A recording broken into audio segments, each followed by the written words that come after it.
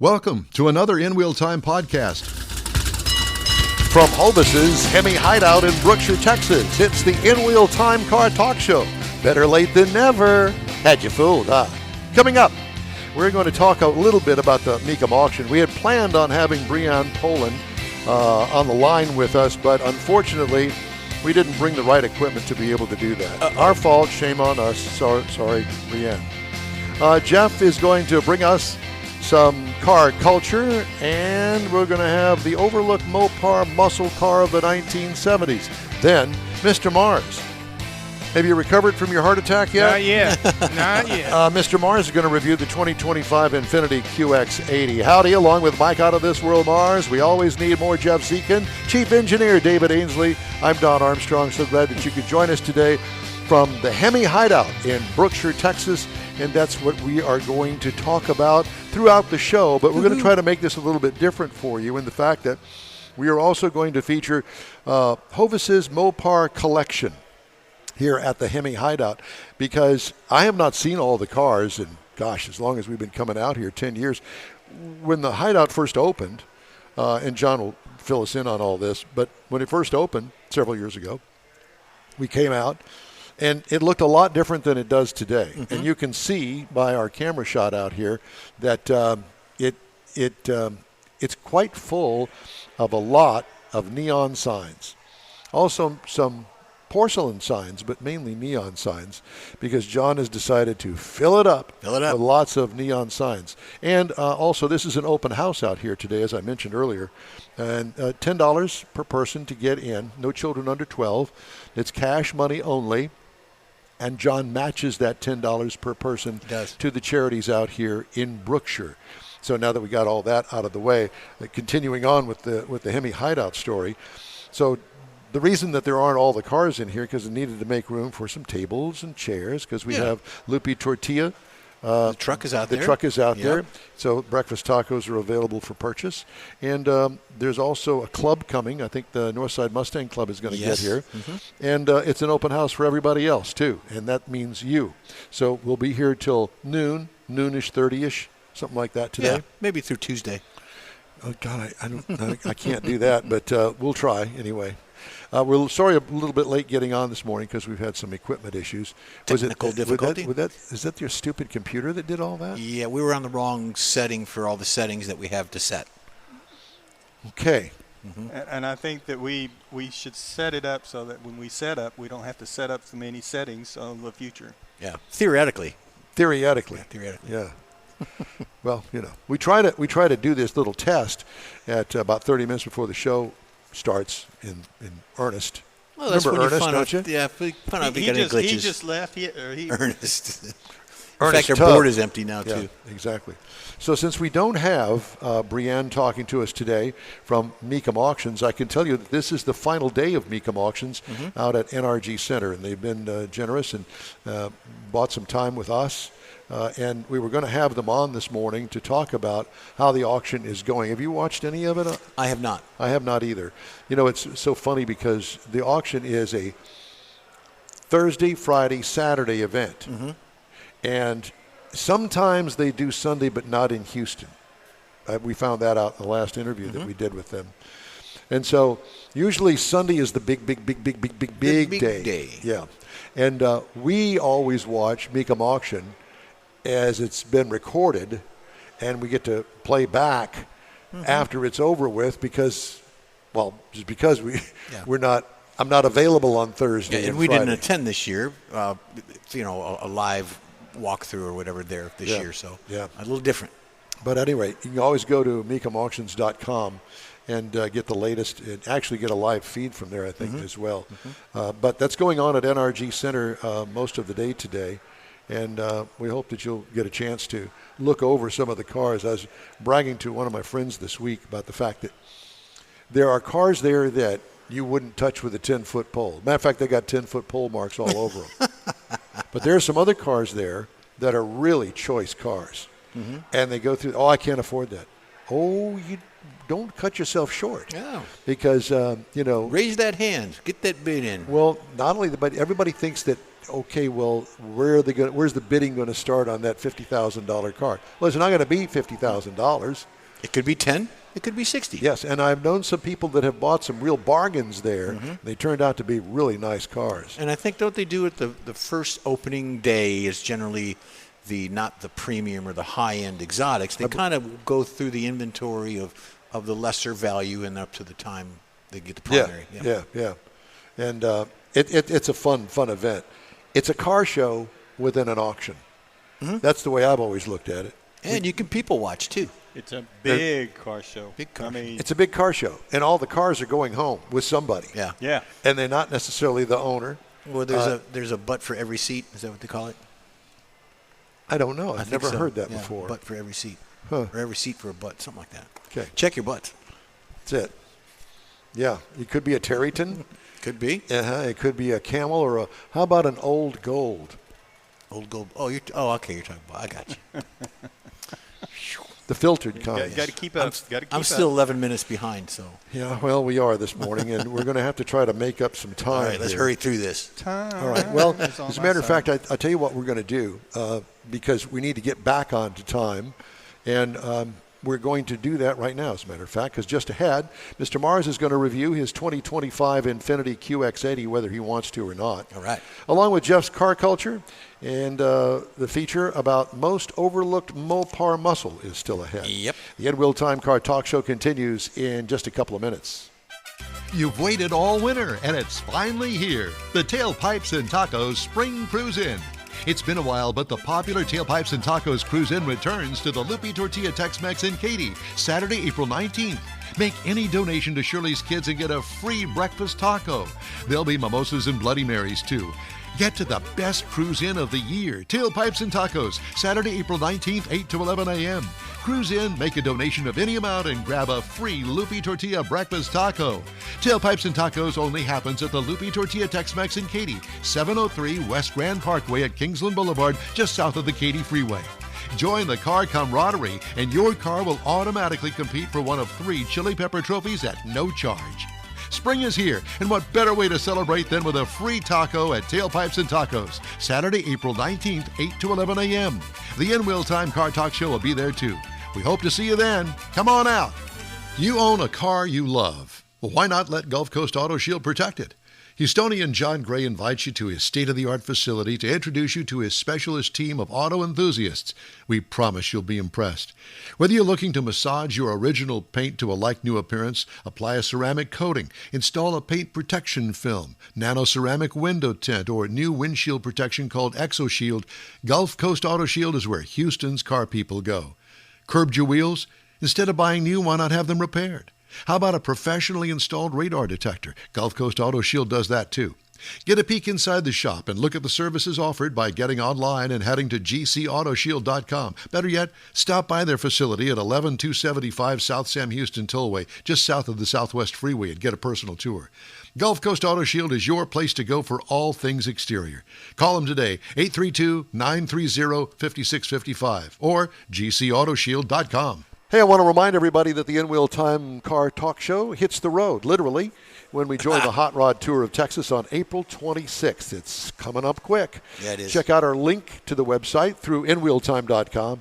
And once again, we'd like to thank you for joining us today here on the In-Wheel Time Car Talk Show. Okay, time now for Jeff's Car Culture, the most overlooked Mopar muscle car of the 1970s. Yes, and since we're here at Hemi Hideout, why not? Absolutely. Let's just check it out. So Here we go, Michael. Let me pick the button for you. You're on. So the early 70s were stacked with legends. You had Plymouth Roadrunner, you had Chargers lighting up the street, Cudas prowling the strip, and Challengers flexing their serious muscle. If it had a Hemi, it got attention. If it looked mean and sounded louder, it probably sold well. But somewhere in all that Mopar noise, one car got unfairly lost in the mix. The reason it got overlooked was timing. This car showed up when the party was just starting to wind down. The Plymouth GTX had already been around for a few years. By 1971, originally positioned as a gentleman's muscle car. By the time 71 model hit showrooms, the GTX had evolved into its final standalone year. For this last hurrah of the Plymouth Plymouth dropped the GTX name onto the redesigned B-body platform. The result was a slick fastback Coke bottle curves, sculptured lines, arguably one of the best-looking Mopars of that era. Yeah. The front end looked aggressive. The grille had attitude. The body had bulges, like Don. Gave it some serious street presence, but buyers just weren't biting. Part of the problem was that insurance premiums had started to creep up. Emissions were tightening. Gas prices were staying not too friendly for the people that were using it. I don't believe I've ever seen that car. That's why it's 1 year. People were starting to cool off on the big block performance, but unfortunately that meant the 71 GTX flew under the radar, despite being an absolute beast. Now, this Plymouth specs on this, the engine was a 7.2-liter V8, powered 385 horsepower. The torque was 490 foot-pounds of torque. 0 to 60 is 5.7 seconds. I thought it would be a little better than that, but that's what they say. Under the hood, the GTX buyers could option up to a mighty 440 cubic inch V8 with a 6-barrel carburetor setup.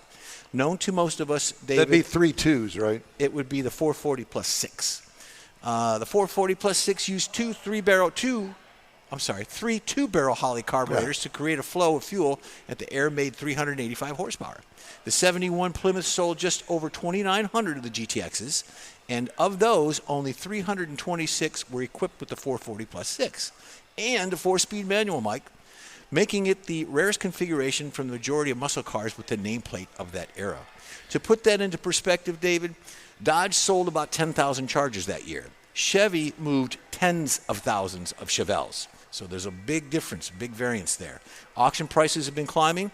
71 GTX might go for about 50 to 80 grand. A properly restored 440 plus 6 version can easily clear 150. Ooh. So, get your money together. As Haggerty put it, one in good condition is a whopping 166,000. 71 buyers could spec it out with a grabber hood, vacuum-operated scoops that popped out under the throttle, a little bit more intimidation. Graphic options and color options. So if you've got a rare one, check the color options on it.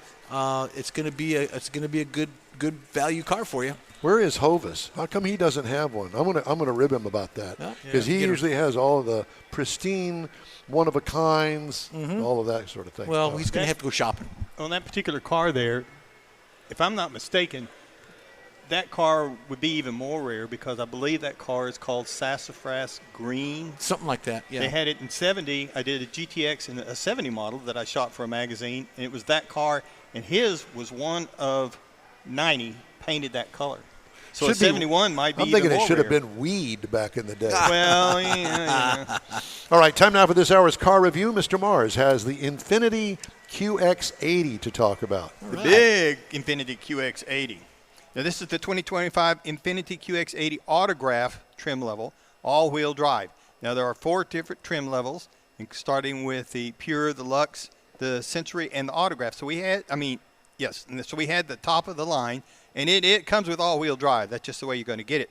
Now, the final assembly for this vehicle is in L.A., so it's actually one of the cars that's put together, assembled in the United States. It's been redesigned for 2025. This starts the 3rd generation of this particular vehicle.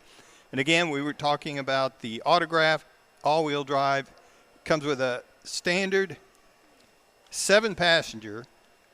It's 7-passenger vehicle, but you can get an optional bench seat in the second row so that you can make it 8-passenger. Wow. It's considered a standard SUV, but to me, this is a very large, full-size SUV, but your government says it is a standard.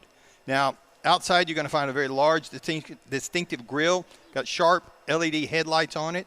Got a auto-folding, heated outside mirrors. Got roof rails on it. Got a motion-activated liftgate, panoramic moonroof, not a sunroof, but a moonroof.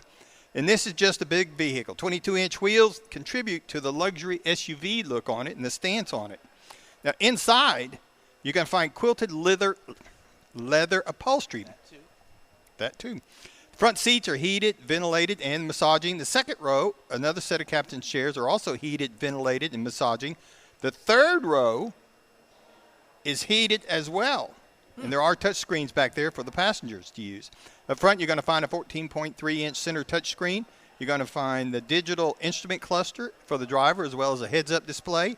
And it's got that digital rear view mirror that I think just about everybody ought to go to. Just a much nicer view of what's behind you, even with a lot of people in the back. I like it. Technology, it's wireless phone charger. Got a Google apps in it, which gave me some issues because I like Apple CarPlay and I had to adapt not very well. Android Auto. Now, it did have the 24 speaker you and clips. your Apple. Yeah. 24 speaker clips audio system. Now, that meant that in the headrest, it's got 2 speakers, one on each side of the driver's head.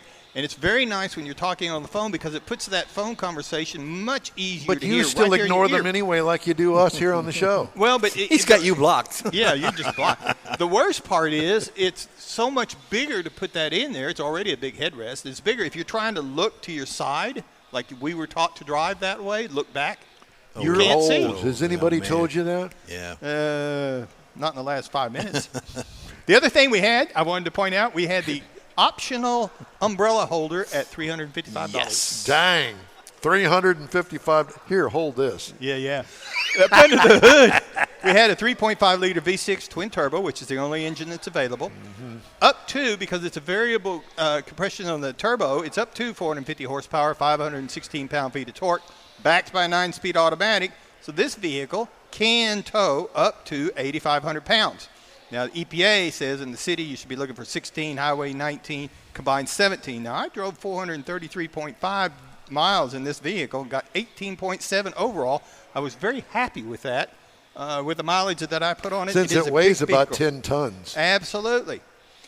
One thing about the ride and handling, it does have the air ride suspension, so the highway ride is smooth. It's pretty quiet, unless you really hammer that V6, and then you kind of hear a little bit of engine noise. But if you're just driving, easing up to cruise speed, even at I-10 speeds, you're just fine. Around town, it is very quiet. It is easy to drive, but you got to remember it's a big vehicle. So when you go to park this thing, you know you're driving a big vehicle. Ow. Base model price, $82,450. Oh, but just wait, Nelly. just hold on. Base trim price, $109,900. Well, base And the trim is price? And the as-tested price with a 355 optional umbrella holder is $113,965. Yeah, I don't want the umbrella holder. Pocket change. Take out Pocket 100 change, And grand. you know absolutely. what? They've got people right out there in the driveway here at the Hemi Hideout taking that money right now. They're waiting for it. One of them just fainted. Now, some people may be looking at other things like the Cadillac Escalade that starts Yeah, at I would too. Yeah, I would. $88,100. Yeah. The Lincoln Navigator starts at $99,995, which surprised me. Or even the new Jeep Grand Wagoneer that starts at $84,945. So this is the new Infiniti QX80. This is their big SUV, and if you're looking for something in that category, you really ought to look at this one. All right. Thank you, Mr. Mars. The In Will Time Car Talk Show continues after this quick break. Pro-Am Auto Accessories has been serving Houston's auto enthusiasts since 1984, providing world-class products for sports cars, European sedans, and American muscle. Pro-Am is known as the place to go to find exclusive and hard-to-find parts and accessories. Pro-Am is one of the very first distributors in the USA for brands such as Recaro, Redline, Momo, Corbo, and Simpson. Located in the heart of Houston's premier retail and service corridor, the Galleria area, Pro-Am's walk-in storefront includes an 8,000-square-foot warehouse, showroom, and installation bays. Pro-Am not only sells parts and accessories, but also offers installation and service. Pro-Am is now reaching a worldwide audience through Pro-Am.com, taking its local reputation to the rest of the world. At Pro-Am Auto, you'll be dealing with a small group of professionals who truly want to help you with your automotive needs. If you don't see what you're looking for on the website, call and Pro-Am will lend you a hand. Pro-Am Auto, 6125 Richmond at Green Ridge in Houston's Galleria area. Call them at 713-781-7755. Mecum Auctions, the world's largest collector car auction company, returns to Houston, April 3rd to the 5th at NRG Center. Join us for the fun, fast-paced, high-energy Mecum experience with 1,000 vehicles up for grabs. For avid collectors, first-time buyers, and enthusiasts of all ages, there's something for everyone. Bring home your dream car. Register to bid and buy spectator tickets now at Mecum.com. That's it for this podcast episode of the In Wheel Time Car Show. I'm Don Armstrong, inviting you to join us for our live show every Saturday morning on Facebook, YouTube, Twitch, and our InWheelTime.com website. Podcasts are available on Apple Podcasts, Spotify, Stitcher, iHeart Podcast, Podcast Addict, TuneIn, Pandora, and Amazon Music. Keep listening, and we'll see you soon.